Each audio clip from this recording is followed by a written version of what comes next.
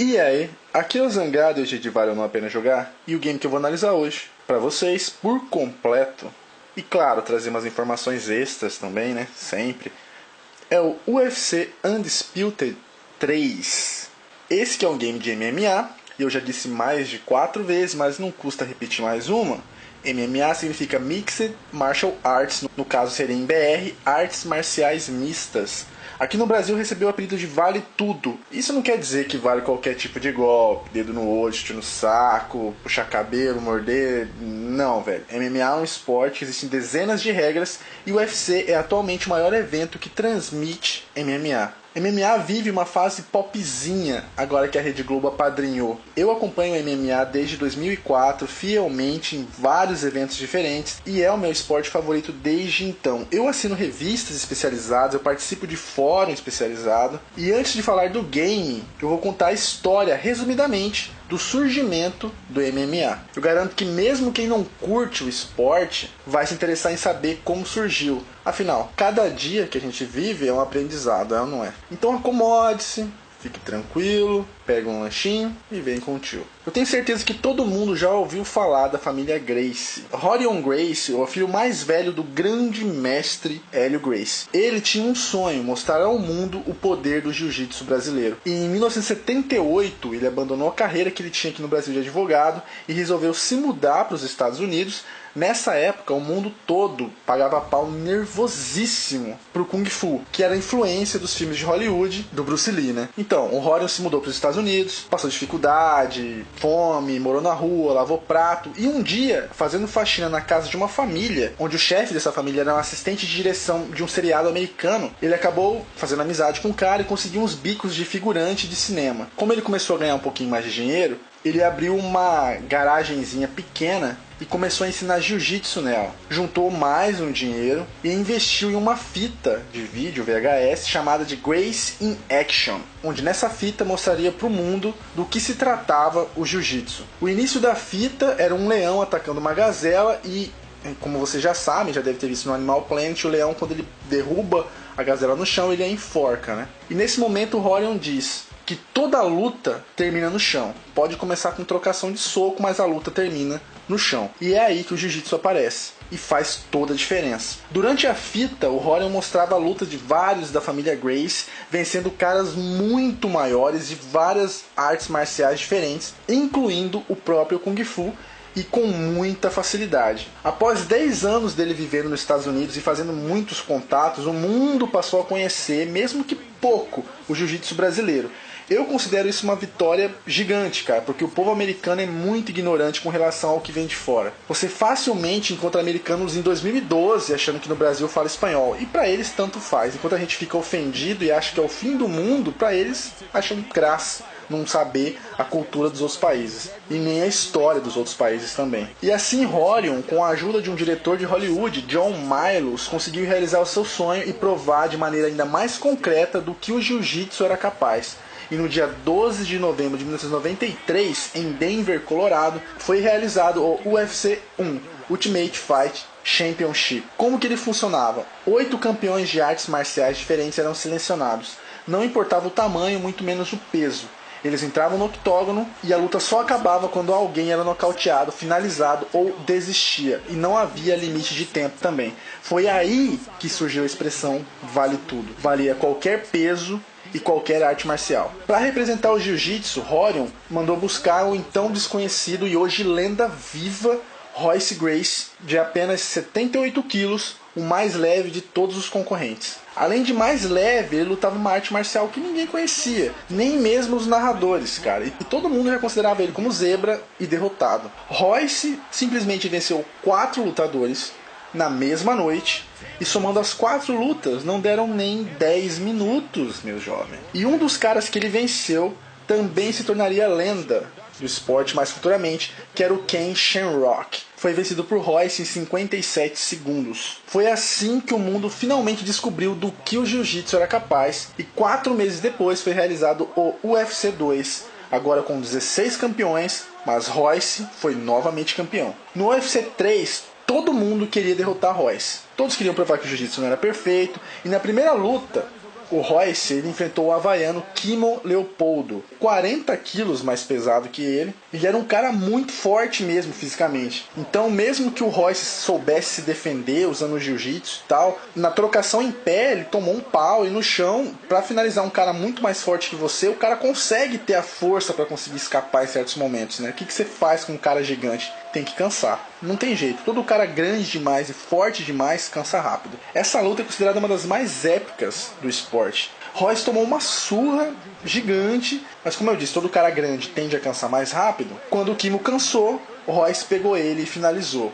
Porém, o desgaste foi tanto que ele não conseguiu continuar no torneio e ele saiu carregado do octógono de tão exausto que ele ficou durante a luta. Em dezembro de 94 foi realizado o UFC 4 e nele aconteceu uma outra luta épica do esporte entre Royce e Dan Severn. Era Jiu-Jitsu versus Wrestling. Existe uma rivalidade monstro no MMA entre essas duas artes. A luta que marcou o início dessa rivalidade foi essa. Todas as lutas que Royce enfrentou foram muito mais longas no UFC 4. Todo mundo estava mais preparado para o Jiu-Jitsu. E para vencer o Dan, o Royce levou quase 16 minutos, mas venceu novamente. Após algum tempo, Holloway vendeu os direitos do UFC porque o esporte obviamente foi forçado a ter mais regras, porque ele era considerado violento demais. E com isso, para o Holloway, a essência do evento tinha acabado. Então ele pegou e passou para frente, vendeu. No UFC 7, nós tivemos um lutador brasileiro chamado de Marcos Ruas, onde ele marcou outra era para o crescimento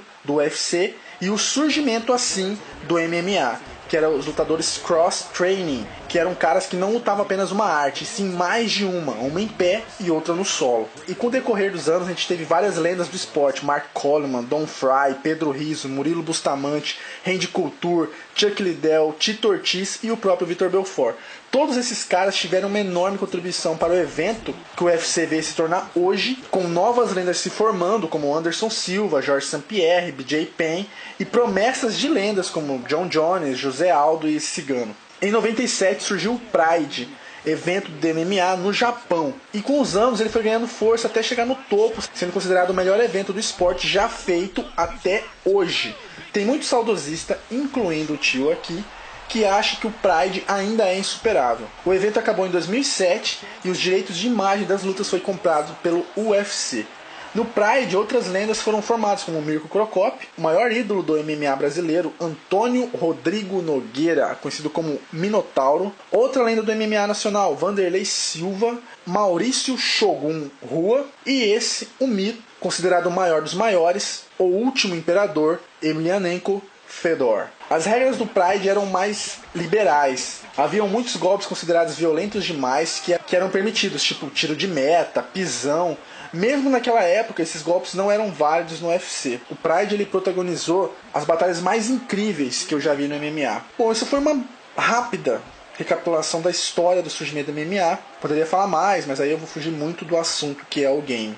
É só uma informação extra mesmo pra galera saber mais sobre o esporte. Então bora pro jogo, né? O UFC Undisputed 3 é o terceiro game da sequência UFC 2009 e 2010. Game da THQ ficou um tempo parado porque a produtora queria que o game tivesse uma evolução muito maior. Diferente do que foi do 2009 para 2010, eles queriam que o UFC 3 fosse muito mais evoluído que o 2010. Uma das novidades do game, e que grande novidade, é que o game está todo legendado em BR. Muito foda, assim o pessoal consegue entender perfeitamente o tutorial do jogo. Outra novidade é que agora o game apresenta o modo Pride, com os lutadores do evento. Bem pouquinhos, cara. Com as regras do Pride, os comentários são do ex-lutador Buzz Rutten, assim como era no próprio Pride, apesar de todo aquele sentimento de nostalgia, ele não teve um capricho por parte da produtora. E o pior, não tem o Fedor. Fedor, campeão absoluto de toda a era Pride, não tem no jogo porque ele tem rixa com o UFC. Eu acho que se eles realmente quiserem manter a ideia do Pride nos games do UFC, precisa rolar um capricho maior, cara. Foi feito muito nas coxas esse modo Pride. Existe um outro evento de MMA chamado de Strike Force. Parte desse evento foi comprado pelo UFC e vários dos seus lutadores foi levado pra lá. Com essa compra, o UFC adicionou duas novas categorias. E essas duas, obviamente, vão aparecer no jogo, né? Com os seus lutadores. Foram as categorias peso galo e peso pena. E as outras foram mantidas, que já tinham antes, que era o leve, meio médio, médio, meio pesado e pesado. Assim como nos games anteriores, a grande maioria dos lutadores são escaneados, e os detalhes como tatuagem, cicatriz, são postos com bastante fidelidade. Rolou uma melhoria gráfica, mas o problema anterior ainda permanece. Não chega a ser um problema, é mais uma frescura do tio aqui que fica reparando tudo, né? É que o olhar dos caras é tipo de boneco mesmo. Apesar que na hora do replay, do nocaute, você vê o olho do cara virando, assim, dele perdendo a consciência e tal, que parece ser muito bem feito, muito legal. Tipo, no Fight Night, por exemplo, game de boxe que tem análise no canal, a expressão facial dos personagens é muito mais evoluído que do UFC Undisputed. Eu comparando dois games de esporte, de luta, a expressão é muito diferente. Quando o cara vai bater, assim, a sobrancelha dele faz aquela cara de raiva, quando ele leva a pancada, aquela cara de dor. Tipo, como o olhar dos bonecos do UFC não transmitem muita realidade, mas, como eu disse, é apenas uma frescura, nada que comprometa também. Agora, todos os lutadores, eles possuem uma entrada, aparece eles se deslocando até o octógono, é legal, mas o game não colocou a música real que os caras entram. Eu sei por quê, pra não pagar direito autoral. Então as músicas que tocam lá são músicas inventadas do jogo. A torcida tá mais bem feita, continua horrível. Sempre esses games de luta a torcida é uma merda. Só que agora ela participa da luta. Tipo, quando você bate, quando você acerta um golpe bem encaixado ou recebe, ela grita, ela vai a uma luta amarrada, ela berra com uma luta disputada de trocação intensa. Por exemplo, você tá lutando com o Lyoto Machida, a torcida grita, Machida, Machida. É muito foda, cara. Empolga bastante durante o gameplay. Agora, quando você golpeia e esse golpe encaixa com precisão, que o cara chega a tontear, os flashes das câmeras dos fotógrafos que ficam ao redor do ringue disparam sem parar. Tipo, que é aquele momento do nocaute e tal. Então é bem legal também. Dá um contraste bem legal na hora. Agora, os lutadores têm posturas de luta e movimentação diferentes. Por exemplo, um John Jones da vida, ele anda meio inclinado pra frente, com a perna bem aberta, enquanto um Shogun fica com os braços bem juntos e as pernas não tão espaçadas. Tipo, posição de Muay Thai mesmo. Claro que não são todos os lutadores que têm posturas diferentes, existem muitos, e quando eu digo movimentação, eu me refiro a caminhar, correr, desviar, porque na hora de bater, todos aqueles caras que possuem os estilos de luta iguais ou parecidos, eles vão bater da mesma forma. E um ou outro, pouquíssimos deles têm um golpe único. Tipo o Anderson Silva, que tem aquele chute reto que nocauteou o Vitor Belfort, só ele que tem. O John Jones tem um golpe parecido, mas não é da mesma forma. Do Anderson Silva funciona como se fosse um chute, mas como se fosse um gancho, ele vem de baixo para cima. Do John Jones é um chute em linha reta, tipo, ele ergue a perna e manda na cara do cara, tipo Dawson, assim. Então, alguns dos personagens têm esse golpe único, mas são pouquíssimos. O cartel dos lutadores do game não estão atualizados. Cartel é o saldo de lutas, vitórias, derrotas e empates. Mesmo na data que o game foi lançado, eles já estavam desatualizados. Por exemplo, Ken Velasquez no jogo continua com o cartel de 9-0. 9 vitórias e nenhuma derrota. Que era o cartel que ele tinha antes de ele enfrentar o Cigano. Daí vocês dizem, Zangado, mas é porque o game estava pronto antes da luta. Estava pronto antes da luta, mas no game, quem tá com a cinta é o Cigano. E o Cigano tá com uma vitória a menos no cartel dele também. Ou seja, eles atualizaram o cinturão, mas não atualizaram o cartel dos caras. E não é só o caso deles não. Tem vários lutadores que o cartel tá bem desatualizado no jogo. Ele realmente rolou uma falta de atenção, eles não deram a mínima mesmo. Não acharam que ia ter algum retardado como o tio aqui que ia prestar atenção nisso. Mas tem. O uso da grade agora tá muito mais acentuado. Eles acrescentaram o uso da grade em 2010, mas agora, velho, você usa muito mais pra forçar um clinch, pra tentar se levantar de várias posições diferentes no solo. Tá muito foda, velho. Você tá sentado, aí você começa a trabalhar as costas e os ombros pra poder subir na grade. Nossa, velho, muito bem feito. Esse tipo de coisa, ele acaba contribuindo na dinâmica do jogo. O jogo tá insanamente dinâmico agora. Apesar de vários movimentos de ataque ainda serem robóticos e ainda acontecer umas cagadas, tipo dois caras chutar ao mesmo tempo, as pernas ficam meio de borracha quando bate, ainda acontece isso de vez em quando. Toda a resposta a um ataque e luta em clinch, em solo, tá dinâmico demais. Agora se um cara tipo tenta um takedown, que significa uma queda, e ele é bloqueado, o cara já pode rapidamente iniciar uma guilhotina, ou pode ser travado, ou mesmo empurrar o cara pro lado, assim. Se o cara tenta um chute alto e erra, ele dá as costas pro cara, o cara imediatamente já pode agarrar ele, levantar, usar o wrestling, se o cara for um wrestler, né? Levantar o cara e arremessar no chão, já assumindo alguma posição dominante no solo. Se o cara for wrestler, ele vai assumir alguma posição para poder usar o ground and pound, né? E no jiu-jitsu também deu uma evolução monstro no jogo, tem muito mais posições de ataque e defesa. A única coisa que continua artificial é a movimentação, tipo, por mais que eles colocaram mais movimentos no solo, a movimentação dos caras no solo é rápido demais, entendeu? Ninguém se move tão rapidamente no solo trocando de posições. Isso continua artificial, continua falso. Acho que no EA MMA isso é mais real, porque o cara se move, mas se move um pouco mais lento. No UFC é muito turbinado as coisas. Quando você dá uma pancada no cara e ele sente, que eu falei que ele tonteia e vai cair, você imediatamente já pode continuar golpeando, que é igual também do EA MMA. Nos UFCs anteriores, você tinha que dar uns passos pra frente, saca? Agora não, o lutador que você tá controlando, ele já entende, já tem uma inteligência artificial que ele tem que continuar batendo, então ele já caminha rapidamente ou se joga socando o adversário que tá no chão. Assim não perde tempo e dá aquela continuidade melhor pra luta, né? Agora existe uma espécie de bloqueio de submission. Antes mesmo do cara tentar, você já pode empurrar ele, não tinha isso. O sistema de submission mudou, tá meio parecido com o do EA MMA. Agora aparece um minigame na tela, como se fosse um joguinho de Snake, daqueles celulares antigos, onde um ataca e o outro tenta escapar. Eles são representados pela cor azul e vermelha. O objetivo de quem tenta finalizar é encostar na outra cobrinha, né, entre aspas. Quanto mais tempo ela ficar tocando ou encostada, mais próximo da finalização fica. Muita gente não curtiu, mas eu curti, porque agora tem noção do que vai acontecer. Digamos assim, é mais justo, entendeu? Nos outros UFCs você estourava o controle e às vezes perdia, você não sabia por quê. Agora você é visível por que você perdeu. Ah, e mais, agora é possível finalizar a máquina. No UFC 2009, 2010 era impossível de finalizar a máquina. A esquiva pro counter, obviamente, continuou. Agora ela foi ampliada. Mesmo quando você tá no chão, sendo atacado, você tem a chance de desviar dos socos do cara. É muito bom isso também. Os controles do jogo continuam bastante complexos. Então, jovens gafanhotos, não pulem a porra do tutorial. Joguem ele completo. O tutorial ele é explicado pelo Mike Goldberg, que é o narrador oficial do UFC. Ele explica tudo nos mínimos detalhes. O ruim é que é foda de jogar com os amigos, cara. Tipo, você explica 1 zilhão de movimentos segundos antes da luta. O cara não vai entender porra nenhuma, vai falar, velho, vou estourar seu controle e foda-se, vamos jogar essa merda aí. Isso é um pouco chato, então melhor pra você encontrar realmente desafios é jogar online. Um dos modos do game ainda continua, que foi o Ultimate Fight Classics, que esse modo existe desde o primeiro, desde 2009, só que ele foi mudando com o tempo. O que é esse Ultimate Fight Classics? Eles pegam as lutas mais clássicas do UFC, as que foram verdadeiras guerras, ou foi um belo nocaute, um belo submission, ou mesmo uma rivalidade monstro entre os lutadores, e você tem o papel de reconstruir a luta. No UFC 2009 era o melhor de todos esse modo, cara, porque, por exemplo, você jogava com Chuck Liddell versus Rampage. Rampage nocauteou o Liddell no primeiro round. Então seu objetivo era nocautear o Liddell no primeiro round, velho. E aí você liberava o highlight da luta. O que é highlight? São os melhores momentos reais, né? Os vídeos reais em HD. No 2010 eles inventaram de colocar objetivos para serem feitos durante a luta. E a premiação ia sendo liberada aos poucos, com pequenos vídeos. Tipo, uma bosta, cara. No UFC 3 tá ainda pior, porque você tem que cumprir os objetivos durante a luta, no tempo que aconteceu aquele movimento, velho. Nossa senhora, é um porre de chato. Você quer uma dica para matar esse modo rapidão?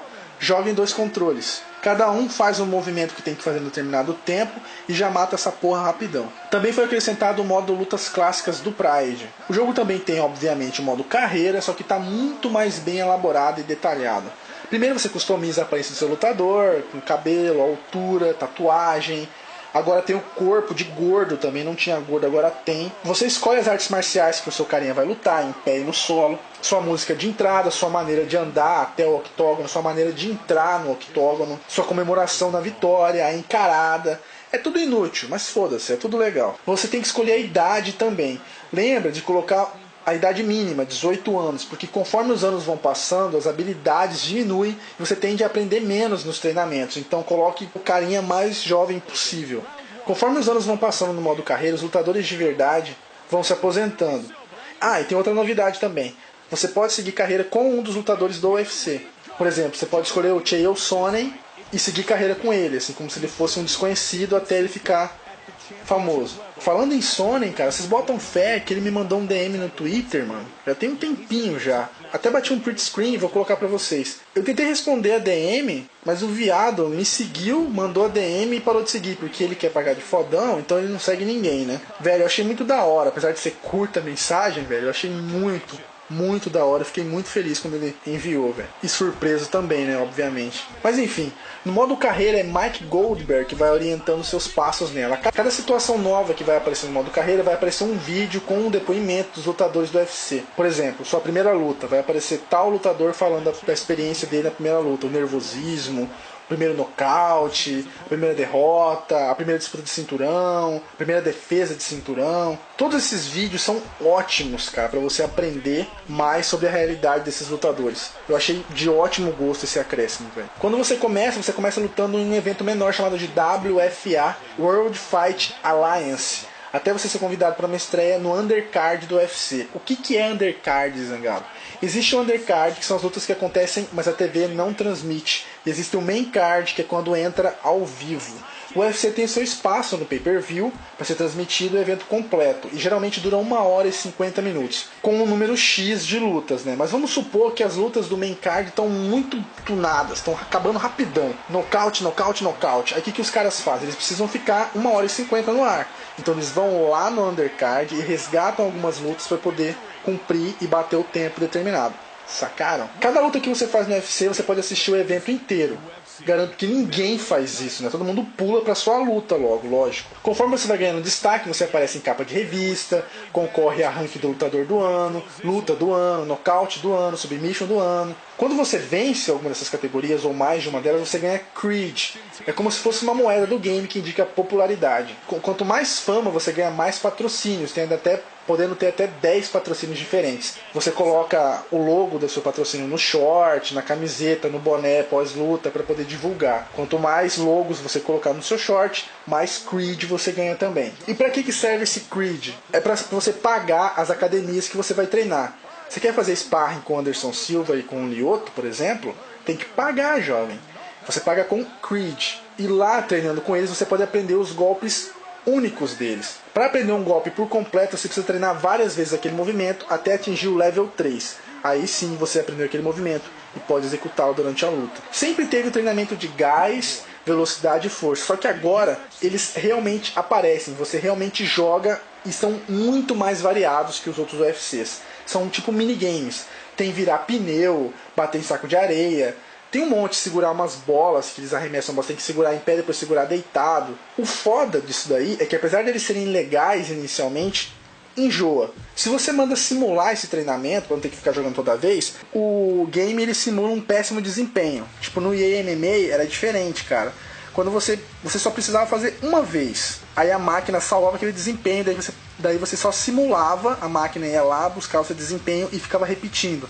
É muito melhor e menos enjoativo dessa forma, mas não é o caso do UFC, você tem que ficar rejogando e é chato pra caralho. Ah, outra coisa, você não pode mais ficar trocando de academia, treinando com todo mundo, velho. Tem que ser igual na vida real mesmo, você tem que escolher uma academia pra treinar pelo resto da sua carreira no jogo. Ao final de cada luta você tem a opção de salvar o highlight dela no HD do seu console. No UFC 2010 eles tinham colocado um negócio de entrevista com Joey Rogan, que é o comentarista oficial do UFC. Daí você podia ter uma postura respeitosa com seu adversário, neutra, ou ser um pau no cu. Isso daí foi retirado porque era legal no início, mas ficava enjoativo depois. Quando eu tive meu cartel de 20 vitórias e nenhuma derrota, eu já tinha o cinturão e fui convidado a subir de categoria. E é isso que todo campeão faz. Quando ele reina demais em uma categoria, ele tem que buscar novos desafios. O que ele faz? Ele sobe de categoria. Eu subi e aí começou a aparecer convites para participar do Pride também, paralelamente ao UFC. Eu acho que são 48 lutas na carreira para poder aposentar. Quando eu tinha 36 lutas, 36 vitórias, nenhuma derrota, eu aposentei o meu carinha. Eu não estava sentindo mais dificuldade no jogo e eu estava jogando no modo normal. Quando eu vou jogar para treinar mesmo, assim, antes de jogar online, eu vou no modo exibição. Aí eu coloco no modo mais difícil. Mas no modo carreira eu joguei no modo normal. Antes das lutas, o seu treinador também pode oferecer uma estratégia de luta. Se você segui-la, você ganha um bônus de gás, velocidade ou força para a próxima luta. Uma curiosidade, o game ele contém uma música na tela de menu do Saints Row. Sabe aquela tela de menu do Saints Row The Third, que tem aquela música muito massa, instrumental? Essa música tem no UFC 3 também, só que com uma batida diferente. Só uma curiosidade só. As Ring Girls são a eterna delicinha Ariane Celeste e a safadinha da Chandela, né? A Chandela, que é a mulatinha aí da foto, ela foi recentemente demitida do UFC, porque parece que antes dela ser do UFC, ela fez uns filminhos pornô. Aí o Dana White foi meio prego e despediu a coitada. Dana White é um dos donos, pra quem não sabe, do UFC. Hoje as Ring Girls são a Ariane e a novata gostosinha demais, essa é pra reprodução, Brittney Palmer. E se o game vale ou não a pena jogar? O jogo em si, ele é ótimo, ele cumpriu o papel que ele buscava, que é ser superior aos seus antecessores. Se você jogou o UFC 2009, se você jogou o UFC 2010, se você curtiu, você vai curtir ainda mais o UFC 3, porque ele é muito melhor que os outros dois.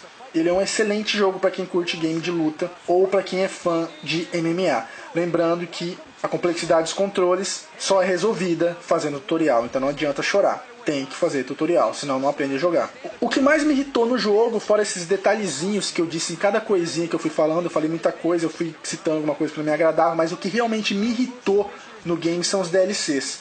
Tipo, os lutadores que são fornecidos via DLC. Nick Diaz é DLC. Wolverine é DLC, Coreia Zombie é DLC e muitos outros, cara. Eles colocaram lutadores novatos do UFC no game, como Sean McCarthy, que quase ninguém conhece, e os fodões eles põem no DLC. Eu não tenho interesse em pagar por um lutador que era pra estar no jogo, velho.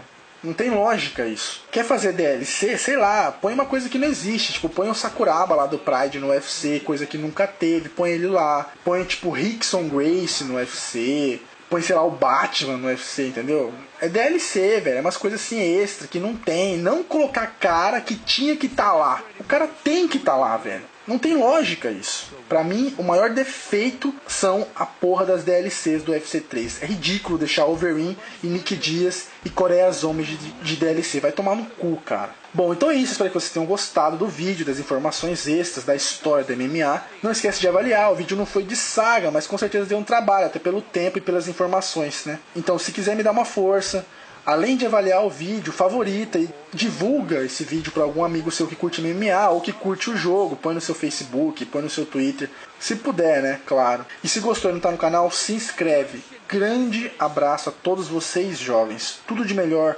sempre, sempre mesmo. Beleza? Então, valeu, falou e até mais.